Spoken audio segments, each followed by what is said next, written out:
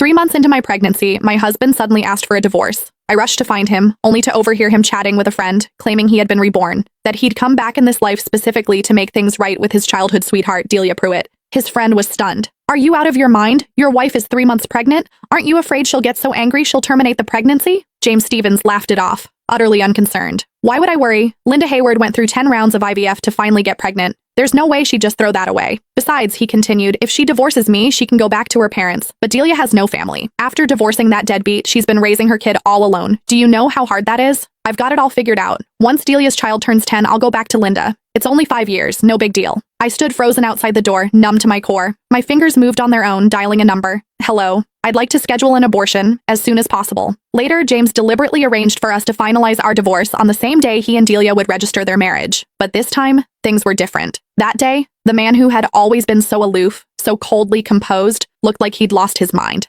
His eyes locked onto my flat stomach, his voice cracking with something close to hysteria. "Where's my child? Where's our child? You promised me you wanted to have a baby with me. Linda, are you sure you want to go through with this? After everything you went through for this baby?" My mother's voice broke over the phone and guilt twisted in my chest. She had been the happiest person in the world when she found out I was pregnant. She knew what it had cost me, a full year of choking down bitter herbal medicine, 9 failed IVF cycles. It wasn't until the 10th attempt that I finally conceived. The moment the test results came back positive, my mother had wept with joy. She believed that with a child, James and I would finally settle into a real marriage, that he would step up, become a responsible husband, learn to put family first. But today I realized how terribly wrong we had both been. The phone rang, sharp and insistent. I answered mechanically. James's voice cut through, cold and harsh. "Linda, how much longer are you going to drag this out? Even if I can't divorce you while you're pregnant, the moment that baby is born, I'm filing immediately. And let's be real, raising a child costs money. You've done nothing but sit at home since we got married, eating my food, spending my money. All you do is a little housework, that's it. No one's going to want a woman who just gave birth and comes with a brat attached. You have no income, no prospects. When the time comes, you won't get to keep the child. You won't get to keep me. You'll have nothing." Every word dripped with contempt. He reduced everything I'd given to this marriage, every sacrifice, every exhausting day, to nothing. And he called my baby a brat. It felt like a blade dragging across my heart,